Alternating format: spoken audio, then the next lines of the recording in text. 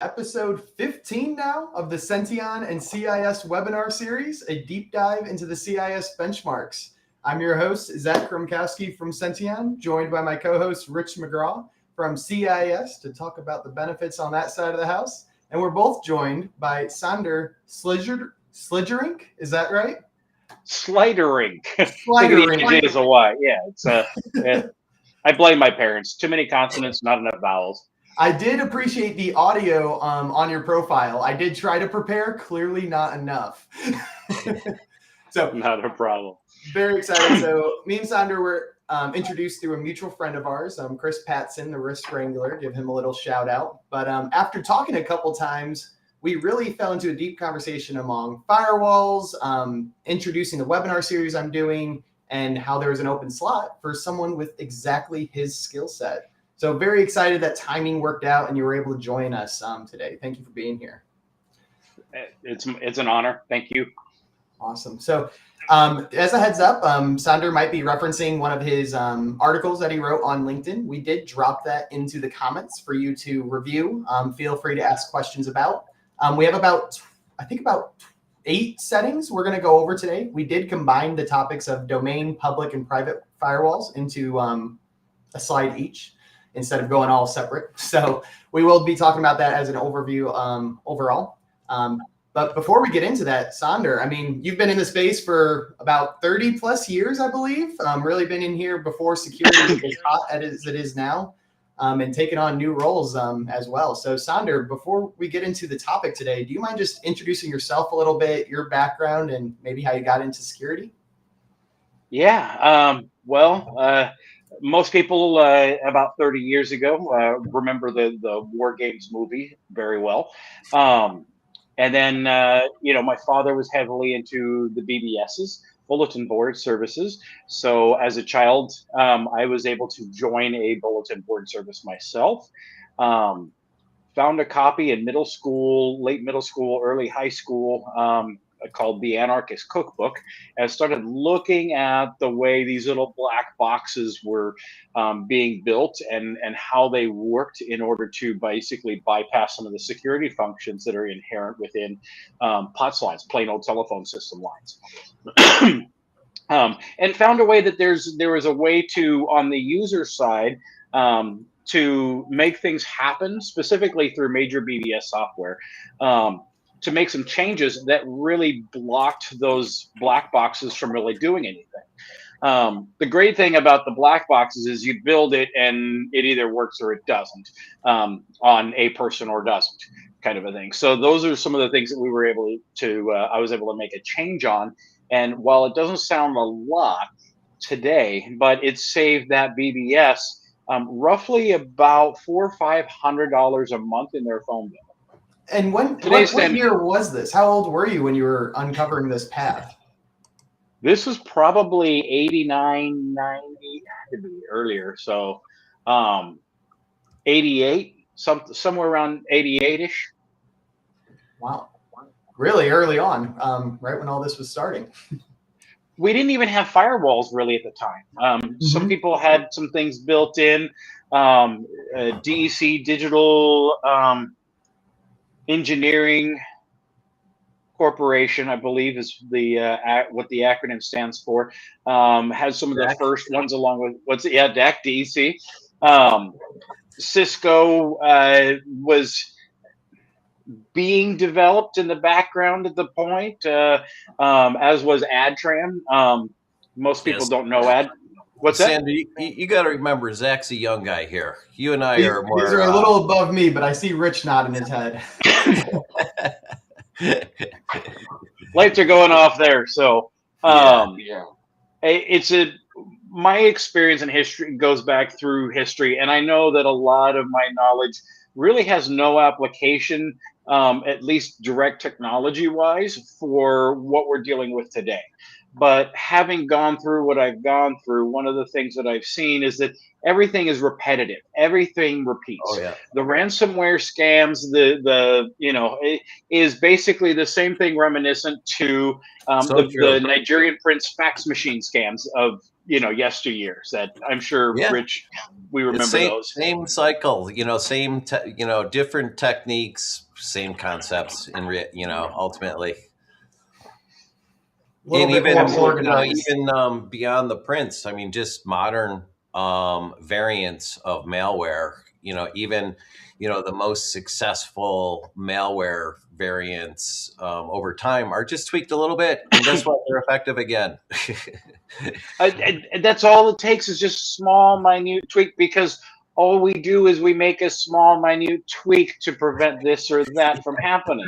Yeah. And It's all incremental. to think about this, ransomware is the biggest threat that we're facing. MGM, Caesars, and I heard 3 other companies in Vegas are now dealing with this as well. Just ask them. Yep. But did you know that ransomware was not created by a technologist, but by a bioscientist, somebody dealing with biology?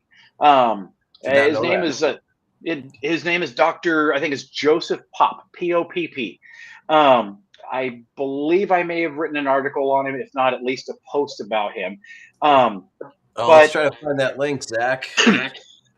Mr. Dr. Pop was, and he's now passed away, but his wife still manages and operates a butterfly sanctuary in I believe, New York State at the moment.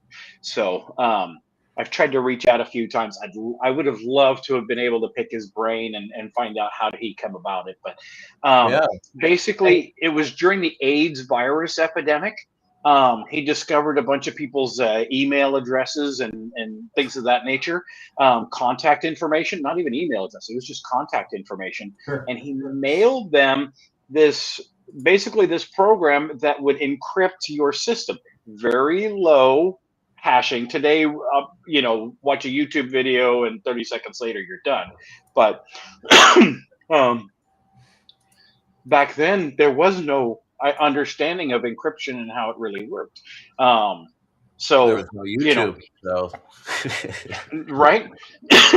but that's the simplistic nature of it. We have an epidemic going on that could be solved if everybody did 3 things properly. And it's been going on since about 1989.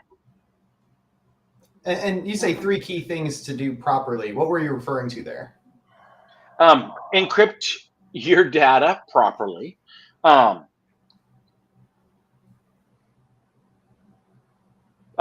Create backups properly. Sure. Okay, and then test the encryption in those backups properly. Yep. Too often we're like, okay. What we're going to talk about today talks about, the movement of data with firewalls, which also should be encrypted. Data at rest and data in transit should be encrypted. And unfortunately, in today's society, we have to do that, but yet we are so eager to buy into those devices and shiny things that do the exact opposite. How many have Gmail accounts, a free email account? You are the product, you're being sold. There is no encryption there. And I mean, if you're on LinkedIn, free, you are the product, right? That's right. And I like what you said there. There's so many solutions on the market that maybe aren't addressing like the problem, right? It's creating a larger problem. I think all of us have been very aware of what's going on in the security landscape. A lot of consolidation, a lot of point solutions that are joining forces. Is that something you've seen? Do you like that trend that's going on, or do you think I'm off base with what I'm recognizing? The trend is there, and that's a lot of times it's people are looking for a simple solution. They want a quick way out. They want a quick way to make things right. And if they can buy that shiny chrome box that they can install and not have to touch into their network operations center or their data center or their network rooms or their TRs, telecommunication rooms, telephone rooms, and turn it on and it fixes everything, they would in a heartbeat. And they'll spend millions of dollars on that one single solution rather than maybe just $20,000 a year on a solution to encrypt and back up and then test those two items. Yeah, I think that's exactly right. And I don't want to glance over the Dr. Joseph Pop. If we do have any members listening today, make that introduction. Let's get Sandor in front of him for an interview of his own. He passed away, I believe, in 2018, 2019, but I could be wrong. Hey, interview that never was, but no, very, very cool. That's an awesome background. I don't think me and Rich were very aware of. So awesome. Let's go dive a little bit deeper into firewalls specifically, Sandor. I mean, from my point of view and my experience, this is basically just the creation of rules that govern traffic in and out of networks. I mean, that's pretty high level, but could you introduce today's topic a little bit more in depth? Absolutely. And if you've read the article, you'll understand exactly where I'm coming from. Firewalls serve today they have three things they do, and only three things. They block, filter, or open ports based on a set of rules that the user inputs into the machine in a specific order. Okay. Rule number 1 is worth more than rule number 2, more than rule number 3, so on and so forth. Okay, it starts at the top and goes down. In essence, that's what a firewall really needs to do. It needs to block, filter, and open ports to allow things like the tip of the spear of the CIA triad. Okay, availability. That's where it is, and the integrity portion of it. Okay, as well as the confidentiality, but the confidentiality is, I feel, more something leaning on encryption, and a firewall should not be encrypting squat. A firewall should be blocking, filtering, and opening a port based on the set of rules that you put in. And just to expand on this, and we talked about this with the security landscape, all these different point solutions. To ask a dumb question, are firewalls still relevant? How important are these in today's businesses? So it depends on your network type, but 99% of the networks right now in the world are perimeter-based networks. So they're going to require a firewall on a perimeter-based network of some sort, okay? You do have some zero trust architecture that's finally starting to be adopted. And I'm not sure how relevant or specific a firewall could be within those networks. I would not get rid of them. And there's other places that you can put a firewall, not just between your LAN and your WAN side, but you can put firewalls in between two separate LANs as well. That most people don't realize or have ever thought about trying to put a firewall in between their guest network and their corporate network, kind of a thing. So they usually let one firewall handle that and hope to God that no one knows how to VLAN off it. And Zach, I'll add to that, and Sandor very, very well said. From kind of a CIS perspective, the value of those firewalls diminishes greatly when they're not configured properly, and there's a lot of instances of that. Doing your proper firmware and OS updates from the vendor, and then using proper configuration settings from, for example, CIS, really gives you that protection. But there's a large percentage of those boxes that are set up much like you described earlier, Sandor, where it's not the magic bullet. People set them up. It's in the phone closet, and they're assuming that it's doing its job without ever touching it again, and that is exposing a lot of unnecessary risk, and that people choose not to recognize, particularly depending on the brand of firewall that you have. They all need updates, but some more than others. And there's one particular brand that has been in the news more than others. We don't need to discuss it, but if you have that particular brand, you really want to be on top of your updates because that particular brand is very widely used, which makes it a big attack surface for the bad guys. And so they concentrate on what's the low hanging fruit? So where's the most installed with the least controls over configuration? And And it's not very fun. to ask you a question on that, go ahead. I was going to say, just to add on to just a supporting little interjection here, Rich, is I have yet to walk into any organization, small mom and pop shop to enterprise, and look at a firewall and it not be at least 2 years out of date since the last time it had an update. And I don't care if you're Google, if you're the Department of Defense, veteran, the VA hospital, or Mom and John's Pop Shop or the Schlotsky sandwich shop down the street. They are all at least 2 years, sometimes 8 to 10 years out of date. And the reason for that, I think, is because it is mature. It is mature technology. It's been around, and people set it and forget it. They don't. It's always worked, so we don't need to worry about it. But just because it always works doesn't mean it's always going to keep the bad guys out without proper care and maintenance, including managing your configuration settings and drift and your firewall rules and all of that need to be current, right down to the firmware of the device. Yeah, and I think unintentionally, maybe intentionally, you drew quite the comparison to the greater CIS benchmarks that we talk about week after week. A lot of people potentially do implement part of a baseline or part of the CIS benchmarks and then say, hey, I have a hardened baseline. This is enough. I never have to touch this again. But as we learn week in week, guest after guest, these configurations do change over time. Drift happens. Reinforcement is not necessarily a technology that really existed. I mean, it's a living ecosystem. Yeah.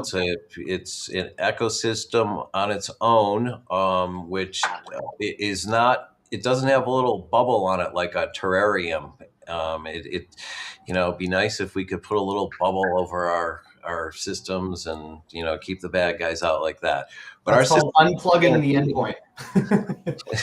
Yeah, that I guess you could do that, but it really is bad for productivity in general. Disconnect its network its NIC card. And Sandor, when Rich was sharing his point, it really sounded like if these are out of date, I mean, and you said you've seen this many times over and over. No, all the time. All the time, right? Or misconfigured or bad rule setting, whatever that is there potential for a firewall in place to actually, I guess, extend that attack surface if it's not set up properly? Absolutely. Here's the thing about internet traffic, internet communication, specifically routers, which essentially a firewall stemmed from a router's capability to originally manage layer 4 transport layer protocols, TCP, UDP. It's a broadcast. Okay, switches, routers, and firewalls broadcast about every 15 minutes what they are, what they're doing, and who that they're there. What's my IP address? What's my MAC address? I'm the next stop from here or the next stop to there.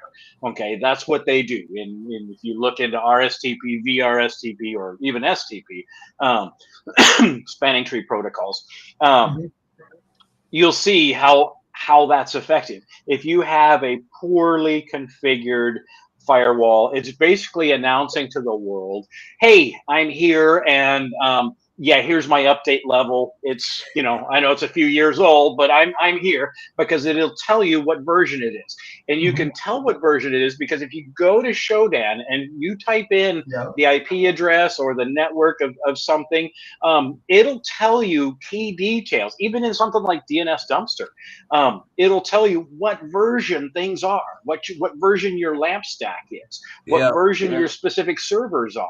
Okay, it's not that it goes in there and says, hey, are you a 2008? It says, oh no, we see this, you're a 2008. We're going to classify it as that. A simple whois command line Linux command can get that information. Simple copy into Google. What are the known vulnerabilities? And there's your attack surface. It's not a hard exercise for the bad guys. So to follow up on this, I mean, what's the challenge today? Like, why is this not taken seriously? Why do people let it go out of date? Is it simply awareness that I have people don't ideas, realize that it can be I, taken advantage of? Go ahead. let me start by tossing out, these are in a lot of organizations, these are aging devices. And we talk a lot about configuration drift and the importance of maintaining, your configurations at the proper baseline. I feel like a lot of these systems, since they are older, we don't talk enough about the drift of human capital. In a lot of instances, the person that bought that thing, it was new at the time, set it up, got it running like a top, and a year later, he left the organization, and no one really understands what that device is and is afraid to touch it because they don't want to break anything. So it sits there and broadcasts its old version and presents an opportunity for the bad guys. I don't know, Sandor, what do you think? There's two things, but yeah, I think that's one of them. We put something in, and some of the biggest mistakes that we make in there as well on there is that we're like, oh my gosh, we have a new client, they can't connect to our server, we need to get them access. Great, we'll write it in there, we'll change the rules, add the rules. Great, don't touch the firewall, the client can now do anything. Don't you dare do anything to it. Okay, 2 weeks later, the system reboots.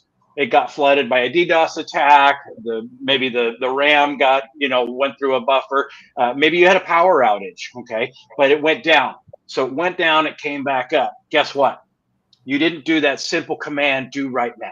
Okay, to basically write the configuration to memory so that when it reboots, it goes back to the last stored written configuration versus the last configuration that you made, which is not always the same thing.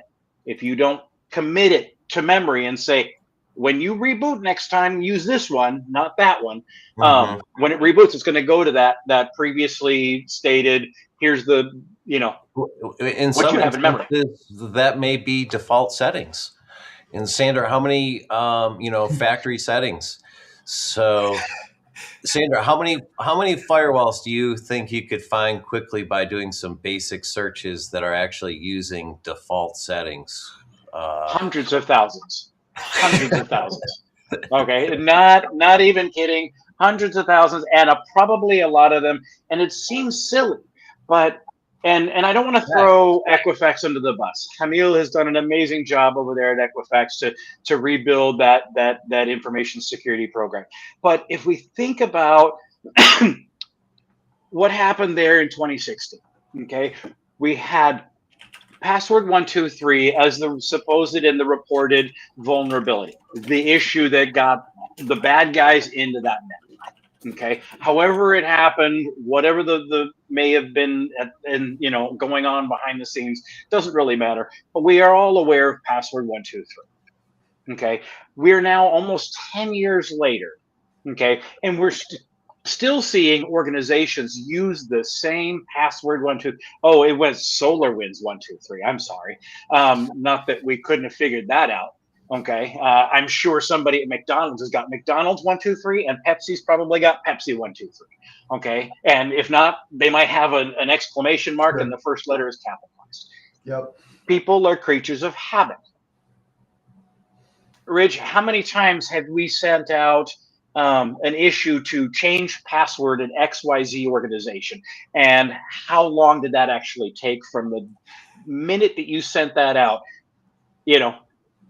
I've seen it take darn near 6 weeks in some organizations. Even public breaches, when people's, LinkedIn has had them, everywhere has had them. And, people don't even change their passwords after a known breach. It's the same password for their bank, for their Gmail, for their Facebook, for their everything. Exactly right, which is the same password across all. And so basic social engineering can find that in, where you do business, likely with limited searching probably.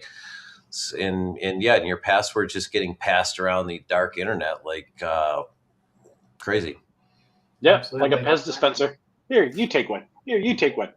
Yeah. All right, let's transition a little deeper. I love this attack topic we have. So let's actually just keep this going with our first slide. So one thing I love to do with each topic we talk about is to go into the MITRE attack tactics and techniques that maybe having a strongly configured, in this case, firewall, may be able to mitigate. So I have about 6 things listed on here, Sandor. If you don't mind maybe calling out a few, feel free to talk about all of them, but explain what it is, and if applicable, explain how a firewall might mitigate the risk of that technique being successful. Your today's firewalls have the ability to do at least detect all 6 of those items. I'll go real quick on one of the local rules bypass, because it's something we didn't talk about, Rich, is the priority of rules 1 through, how many ever you have, and most usually have 200 plus. And usually fairly close to the top, you have this one that in InfoSec, we make a funny of it, but it's allow any all. Basically, you're allowing a connection from anyone with any protocol, open access. So we've turned. It's not even the put a back big door; it's the front door. Yeah, it's the front door. We took the front door completely off and then bored a bigger hole around it and says, "Here, we're now secure." No, we're not. Shine the spotlight on it for you. So unauthorized access, as it pertains to the firewall directly, if you're exposing port 80, your HTTP management outside, shame on you. In fact, any management should never be allowed from the outside. You should have to be in the network in order to access it. That doesn't mean you can't do it remotely. It just means you shouldn't be able to do it with a WAN IP. That you need to VPN in through correctly and then be able to go back in, or utilize like a proxy server, like a single sign-on, as they're trying to call it nowadays. Network scanning, it can do it, but here at CIS as a remote employee, we obviously use VPNs, and I can't get access to many systems, some systems, but not many systems, without being connected to the VPN. So, and that is, kind of rules on our end where, hey, your connection's got to be secure. If you're not coming in on the company VPN, you're not going to get access to these applications. It's a good thing. And firewall should be on both ends of that VPN, or if you're using a layer 2 tunnel protocol instead, or whatever your connection type is.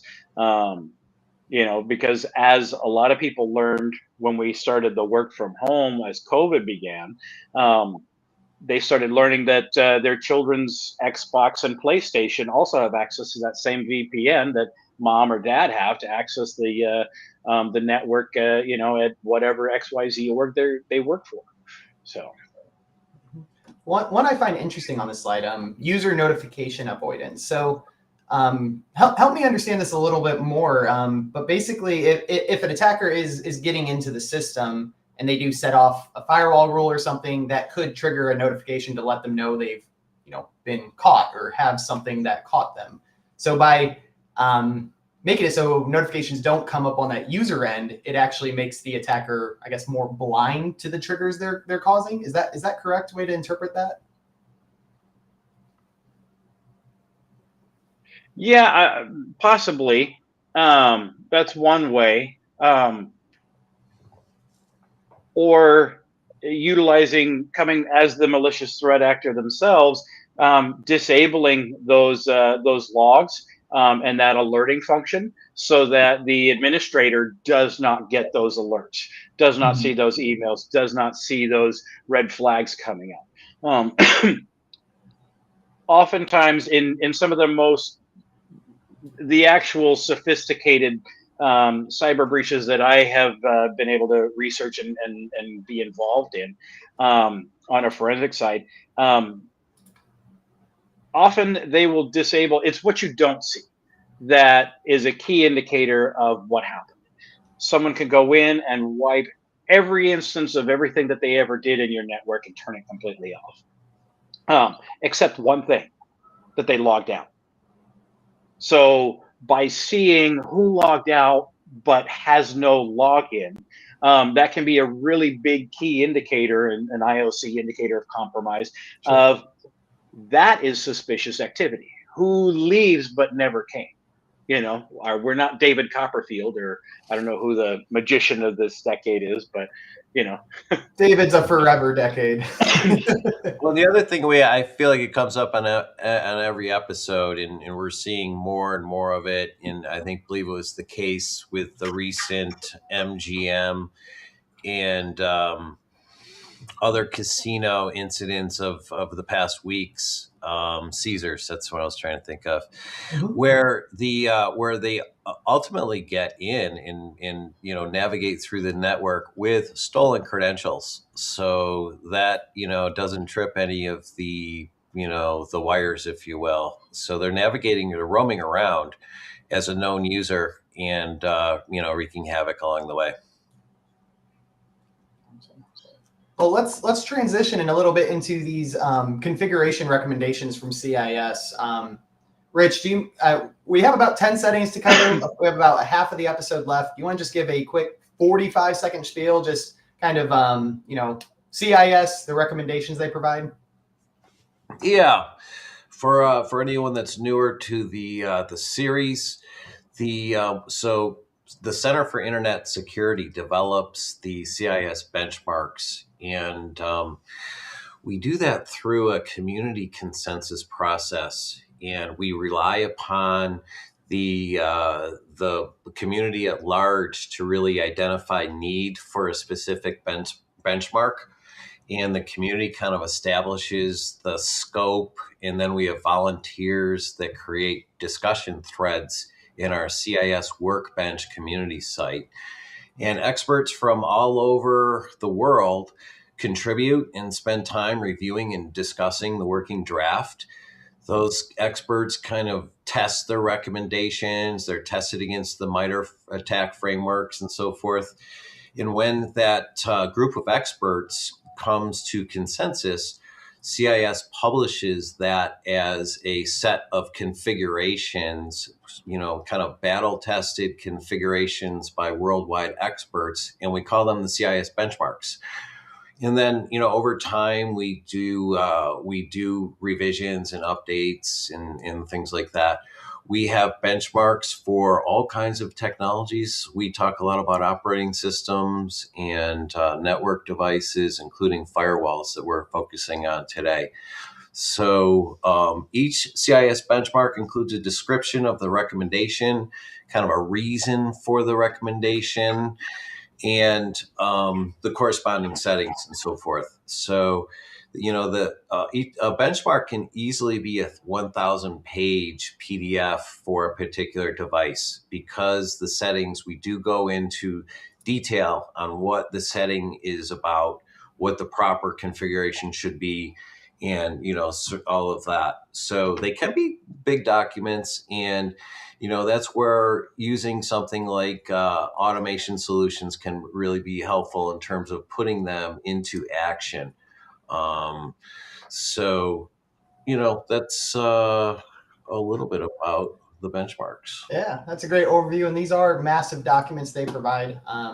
We do try to make this a little bit more digestible with a little database of configurations that are cross-mapped across other regulated frameworks. Because again, although CIS is that gold standard of best practices, this does cross-map against multiple regulated spaces. So it's a very, very valuable resource and should be taken as a first step for the majority of organizations. And we curate and publish benchmarks. We're talking about firewalls specifically. So we have many different manufacturers and many different device types that we have specific benchmarks for. And we're always looking for additional people to contribute through our Workbench platform. If you're listening today and are a firewall expert like Sandor, please join the community, and because we do rely on volunteers with our staff to get this work done. All right. With that, let's hop into some of these settings, Sandor. And the first one, honestly, I think based on the first half of the episode, doesn't need much explanation. But The majority of these slides do say domain, private, and public firewalls. Could you, I guess, introduce why it's important at a high level, but also why are there 3 different profiles for the firewall? So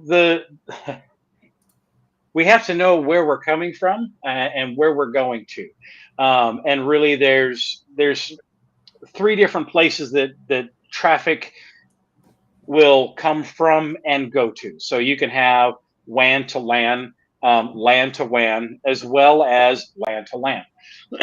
So the only thing you have control over is your own operating system. And a lot of this is probably a lot in operating systems. The firewall built into your Windows machine versus your, Cisco firewall or Adtran or Palo Alto or whoever you've got. So it's crucially important to understand how you're giving access and from where. I would trust another local area network on my own network more than I would from a wide area network. So we give different rules, different weights to those, but we also know that those connections come with a little bit more authorization. They already have a domain, they hopefully they're in a domain, and they've got a domain account with roles and rights, preferably least privilege, to access that element of there. So your IT administrator would have more access to your system than say the web page administrator for Google. We hope. So that's kind of where you want to see and kind of understand where something comes in, because trust is something slowly going to zero trust, I think might actually be a proper solution.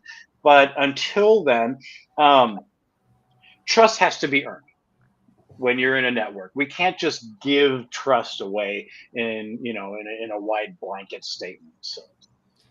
It's funny, every single week, even if we're not talking about user rights assignments or anything, the least privilege principle always comes in. And it sounds like the big thing with all these levels is you'll have different rules assigned per level, and you'll have different rules based on who's using that machine or what level they are. So it's interesting. Every week we have this theme of least privilege with these CIS recommendations.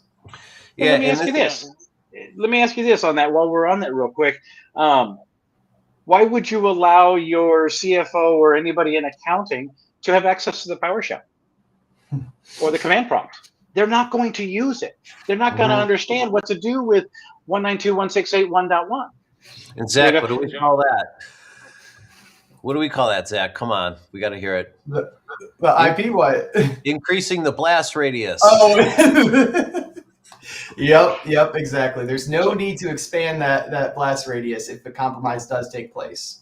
Yeah, so I think the key point here is too that so those firewall rules do become quite lengthy.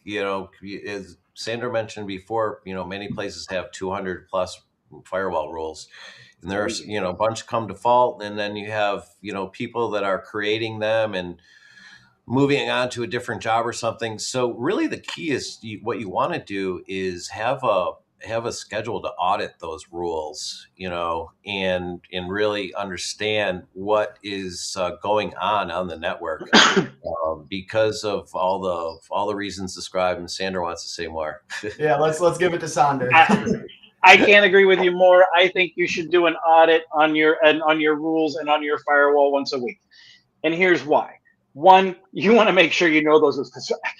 How many times have we seen a development server that hasn't been used in 15, 20 years, still in the rules on the firewall because it got imported from firewall to firewall to firewall. So they just left that rule because it's working and we don't want to break it. Well, people are intimidated by those rules. Yeah. Right. Yeah. The bigger risk is letting the bad guy in versus disrupting someone's workflow for the time it takes them to call the help desk. Right.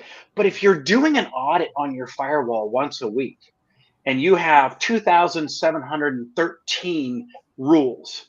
And suddenly you see that there's 2,728 rules and nothing changed on the firewall from one week to the next. You instantly now know that you've got about 15 extra rules on that firewall that weren't there last week. Right, so what right. happens? So this could be an IOC, an indicator of compromise.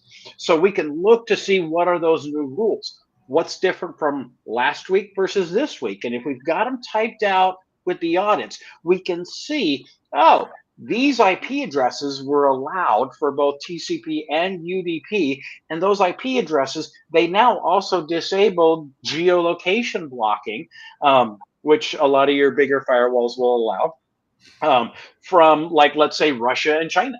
Right. I don't know, So now you have something. Had you not done that, you would have never caught that.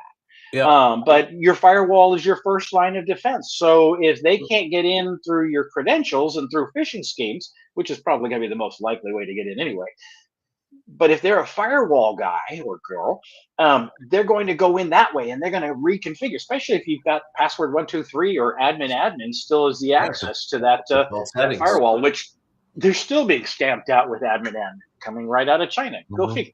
Sandor, let me ask you this. So let's say for you mentioned an extreme example where someone would have potentially over 2,000 firewall rules. Let's say in a least privilege type of mindset for a small and medium-sized business, how many firewall rules should they have in a least privilege kind of world? For me, when I go in to do an assessment or an audit on a firewall, specifically on the rules, if there are more firewall rules than there are servers and clients combined, okay? So if you service 20 clients, major clients, and you only have 20 servers, you should not have anything much larger than about 40, maybe 50 rules on that firewall. Good. That's a good rule of thumb. So that's where you start. If you've got 100 clients and 100 servers, okay, so that gives you 200, and you go in and you see that there's 2,500 rules. Why? You start asking why. Now, I understand that even, especially during work from home, we had to add a whole bunch of different rules. So, because every, Mary, Kate, and John out there had their own IP address that we had to allow in through on a specific VPN, and, or the single sign-on, et cetera, et cetera. So there was some multiple configurations. But now, as even Zoom is saying, we can't trust Zoom conferences. Why are those rules still there? Why haven't we consolidated some of those rules? Intimidation. Anyway, that's kind of my benchmark when I look at that, is looking to see how many clients you have and how many servers you have internally should dictate roughly how many rules you have implemented on that firewall, as well as what those rules are. Allow any all in the number 1, 2, or 3 spot. You might as well just unplug it. I love that, Sandor. Maybe we could drop that in the chat. I think that's a wonderful. I did leave the chat as an example. I think that's a good rule of thumb and some expert guidance on that. All right, we do have about 15 minutes left in the episode, and that was one of 10 settings. So let's we will have to move a little bit faster through these next slides, but let's get into it. Okay, so let's get into it with CIS recommends to block inbound connections, block default. So again, we're talking about rules this whole time, but high level, these rules. How does that play into this configuration recommendation? Are we asking me? Yep. So this is show all about you, brother. Okay. So in a blacklist section setup versus a whitelist, which is really my preference, but in a blacklist setup, you block certain things, specific geolocations, you block specific IP addresses, account attempts. If someone tries to log in as root or admin and you don't have an admin account, it makes that so much easier to say, okay, anyone that tries or attempts admin gets automatically added to the ban list. So hopefully that answers your question. trying not to stick too long on one. No, I wish I really had. I mean, why not use 60 seconds? You know, why do you recommend whitelist over blacklisting? So whitelist is a little bit more difficult to grasp, especially if you're implementing it after a lengthy period of time. But if you start with a whitelist, it's easier to say, okay, I'm going to whitelist John and Jane and Al. Okay, but David and Peter and Paul cannot access because we don't have anybody named them coming in. So looking at the firewall in general, all your ports are open until you close them. In a whitelist setting, all your ports are closed until you open them. So while you may trust a PlayStation to communicate, if you don't have a PlayStation, there's no reason to have it open. Right. Hence, why should anyone be coming in through the same port that PlayStation uses, or Xbox, or Yahoo Messenger? Believe it or not, port 8080 is still you still see a lot of attempted Yahoo Messenger traffic, even though it's been long time disabled. Yeah, whitelisting is kind of an inside-out approach, right? You're allowing certain things to happen, but not others, and it's obviously much more selective and more secure. Kind of, if you ever remember the old carbon black technology, it kind of operated on concepts like that, and it was very effective. All right. Think of it as having a being on the list to get into a party. You could be a good guy. You could be the greatest. You could be the president of the United States. But if your name, but if your name is not on the list, you're not coming in. Sorry, you're not on the list. No party. Good or bad, doesn't matter. Right. It's a good concept. Well, let's look at the opposite, as the next recommendation is to set outbound connections. CIS recommends to allow. So inbound rules, obviously very, very critical. What about outbound? Absolutely. Users will try to go to anything and everything. And I've seen offshore MSPs access local Active Directory enabled servers to surf the web because they can't do so in their own country.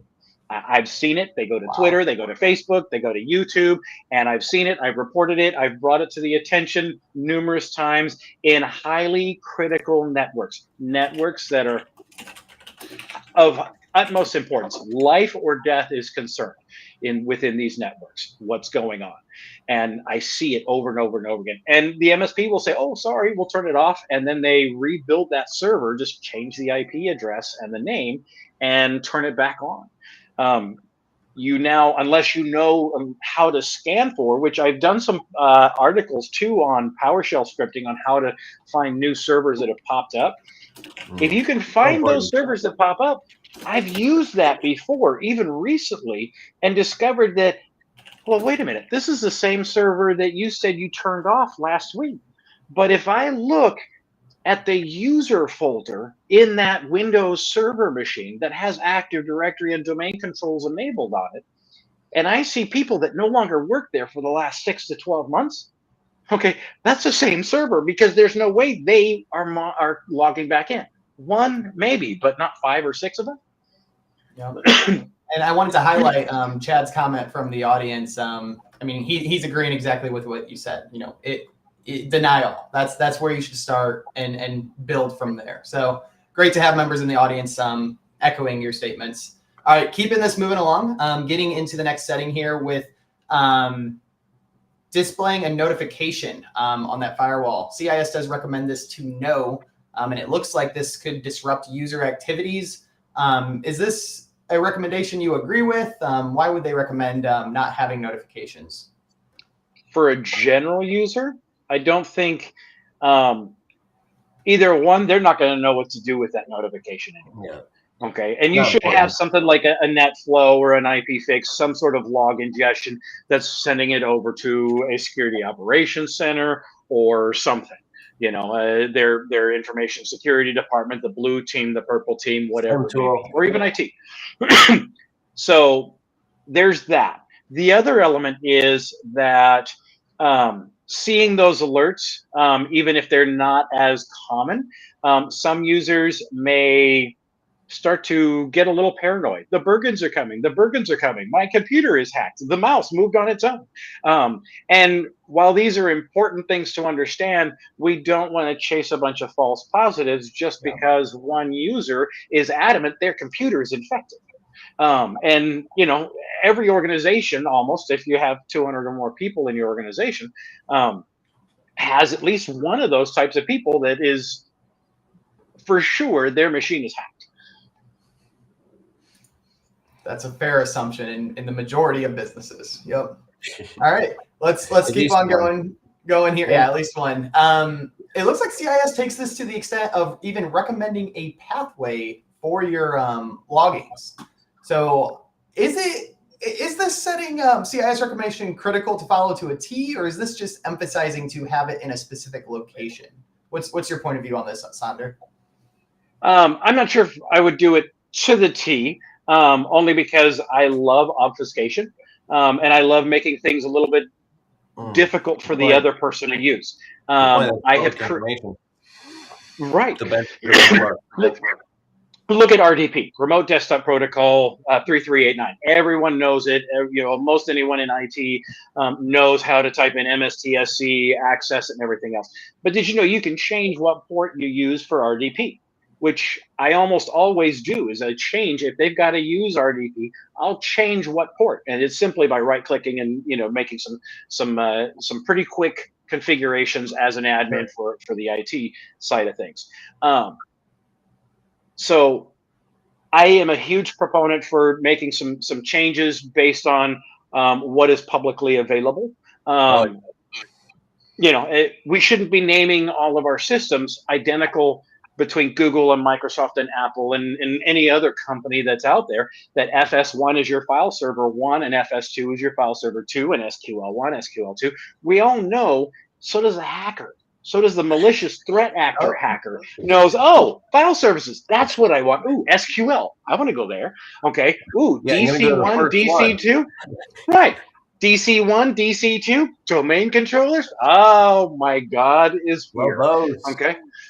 Right. But now if you come into a network that is labeled things like Earth, Mars, Mercury, Venus, and then certain things are labeled after moons, Europa and whatever, the moon itself. I like that. Right. So think about it. Now you're like, the point of a lot of this too is to not necessarily that just obfuscating is going to secure you or protect you. It's not. But our goal is information. So hopefully you can catch up to them. Right. But also to have them set off as many bells as possible. Yeah. Make them sniff around.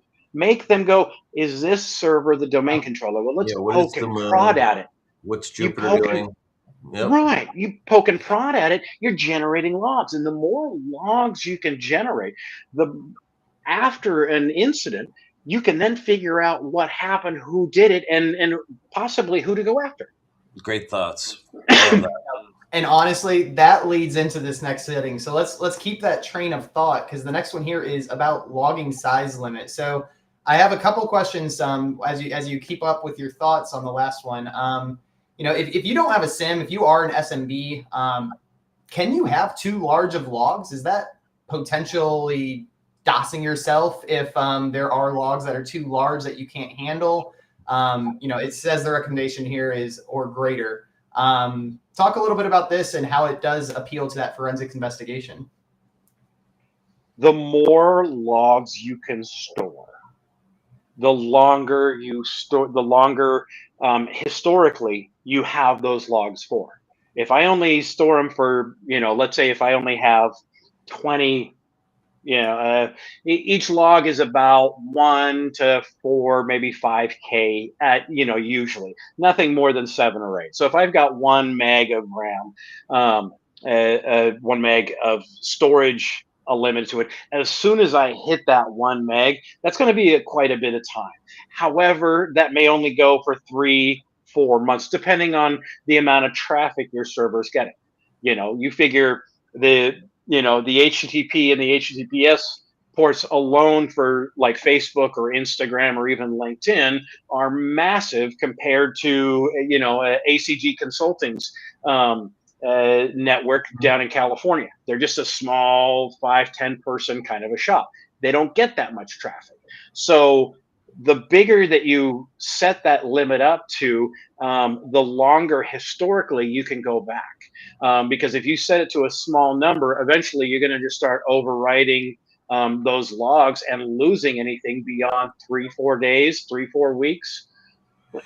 And beyond that, if you have that information and with some data analysis tools, you can do analysis on what a normal monthly business cycle and quarterly business cycle looks like from a usage perspective, and then be able to maybe eliminate things and so forth, and just be able to baseline that activity, and then be able to look for things outside of the norm.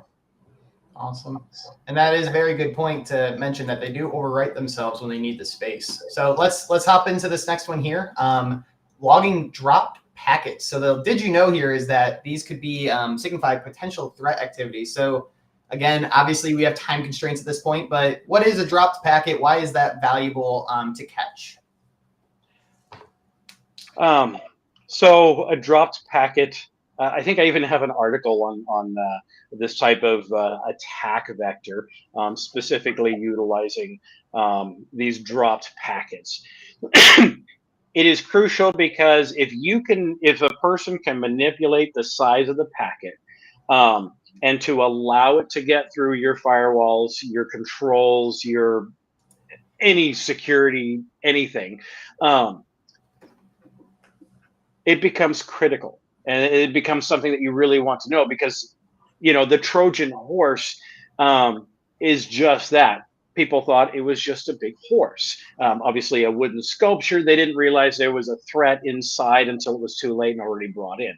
The same kind of concept is we start crafting packets in a way that makes it look like, oh, these are part of this program, so we're just going to let all of them through. So when you wave, the guy at the base, so to speak, says, okay, yeah, the next 20 guys are with me. Great, we'll bring them in.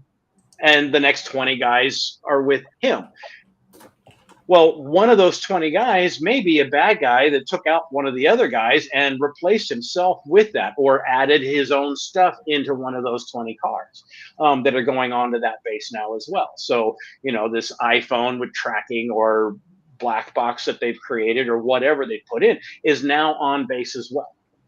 So let's transition that same story into this next setting. Log successful connections to yes. So in your story with the Trojan horse, that in theory was a successful connection. It had gotten in. So tell us, expanding on that story and your point of view, why do we want to log all successful connections? Well, in the most layman terms, we want to know where we screwed up. Who did we allow a connection to that we should not have? And being able to go back and looking at those connections to see, oh, well, we did allow this connection to, Billy Bob Joe over here, but he hasn't worked with us for like 6 months. That's where that audit helps, right? Exactly. That's where that audit helps. And, not just an audit on your firewall appliance or VM, but also looking at the firewalls to each and every single one of your operating systems. Granted, you're not going to do that one on a weekly basis, but I would recommend at least pulling a snapshot every quarter, and even running it through an AI or something, to just kind of look to see what some of the anomalies are. Even just doing a head count, what are the rule count from day 1 to day 2? If there's no change, system's probably okay. But if there is even a small, tiny, minute change, 0.001%, you might want to go back and take a look at it and see what changed and what was affected and who did it. Mm-hmm. Good point. And we did talk about this next setting here, talking about the MITRE attack techniques, but being able to apply local firewall rules, as Rich said, it's basically leaving the front door open, allowing those rules to change. So with this setting here, if we can go to the slide, you want to make sure you can centrally manage these rules. Is that right, Sandor? Like this needs to be in a single point of truth. How is that today? Is in most businesses, is there a single point of truth? No. Well, there's a single point of failure. And it's usually AWS or Google or Azure, not knocking on their services. They do a lot, and they do work extra hard trying to put what they were built to do. However, the cloud wasn't initially considered to be a place for us to permanently reside in. It was a great place to expand and do some development on. We've just taken it to the next level, and business is all too happy to accept the money for it. So, yeah, does that explain? Yes. Zach, you're on mute. Sorry about that. And the final setting we have to talk about here today, a little similar, slightly different, but CIS does recommend as well to apply local connection security rules set to no. So sounds a little bit different, but talk towards this slide a little bit. Why have a LAN connection, especially if you have an on-site IT team, or at least a network engineer, network administrator inside? Why do you have a LAN connection to it? It should be through the console port. Should be the only way to manage that. That puts the least amount of danger to that firewall, because you have to actually be there with hands at the keyboard, often in at least a secure closet of some sort with somebody having a key to it, kind of a thing. Or to the latest and greatest, full biometrics and pin pad and whatever else not. So having only direct logical access is a great way. Not to say that can't be circumvented, because I can connect a laptop to it, connect it to the Wi-Fi, and still remote in if I had to. And in fact, I've done that numerous times and had an level 1 network administrator go in, connect, type in the password, and then let's do a share screen session of some sort. So it's still capable of being done, but you want to limit the ability to administratively make any changes to any of your, especially your security appliances, such as a firewall. Really anything. Absolutely. Well, this last slide here is a little Q&A. We did talk about most of these, but I want to talk about one question. I know we're 2 minutes over, so I apologize to our audience. But, we're talking about, in some cases, thousands of rules in that extreme scenario. How do businesses and those engineers and those admins ensure minimum disruption to business ops when making these firewall policies? Any best practices you can share? When you're implementing rules, there's certain things that you're going to want to do is to ask why you need those specific rules. What is the key goal to getting there? What is the business function? Okay, you're not going to get through the C-suite talking about the technology function or the security risk. You're going to get there by talking dollars and cents. What's going to make them money? So what is your end goal? We want people to be able to see our brand new website. Great, let's go from there. And so, that's really where you want to start off with understanding how to build those rules based on what the business functions are. And then you can restrict it and kind of do a whitelist functionality onto it if you wanted to. Rich? Yeah, I agree completely. And, I kind of like the approach of the whitelist and sort of building in increments rather than, kind of over providing more access than required. I'm a fan of providing less, because people will let you know if they need access, but they're not going to let you know, the bad guy's not going to let you know that you opened a crack. Yeah, absolutely. All right. Well, that is today's presentation. To keep the format the same, Sandor, I do want to give you the last, minute of the 5 minutes over. Any closing thoughts or things you want the audience to take away from the episode?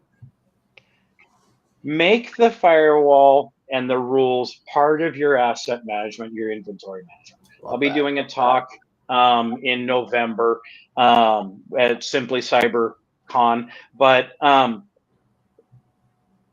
It's got to be part of your asset management, your inventory management, knowing what you have. So many people do not even know where their firewall is. Couldn't tell you what rack and what the firewall is. Sometimes even which building the firewall exists on, because they don't even know where the DMARC is. And that's how much technology we have in some of these places. A lot of these bigger major university hospitals kind of a thing will have a hodgepodge of different things meant for different communications. So include your firewalls as part of that asset management, your inventory management, both your firewall rules as well as the hardware itself, and the software, the updates and everything else. So your patch management is only effective as your asset management, your inventory management. I think that's a point of view I haven't necessarily heard Yeah, before. I love that. Firewalls really should probably fall in that CIS control too. Enterprise, what is it? Software management, software asset management as control too. That's effectively what it is. Even if it is not a point solution, it's built in with your Windows Defender or however you do your firewall. It really is that software asset that needs to be continuously managed. So, well, I love what you said, Sandor, that your patching can be only as good as your asset management. I love that. We have a lot of good takeaways today. A lot of great takeaways, just like every week. So let's get over to these concluding slides. We are here every Wednesday at 1 p.m. Eastern. We do our best, if we can highlight the slide, we do our best to keep these to an hour. But when we have great storytellers like Sandor, sometimes they go a little bit over.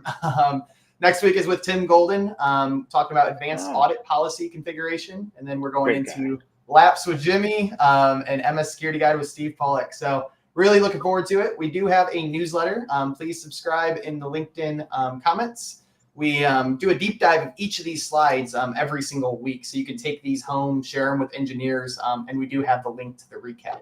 And the last slide here, connect with us on LinkedIn. Sandor, I know you're very active on LinkedIn. I'm sure you don't mind people reaching out to you after the fact. If you do, if you can figure out how to spell my last name, it's just LinkedIn in Slidge Drink. Good luck. He hesitates a little bit when he's saying it himself. So I really appreciate it. And if you do want to test out implementing the CIS benchmarks with Senteon, we do have free trials, NFRs for MSPs. Always happy to help and be a friend to everyone in the space. All in the same mission. So thank you.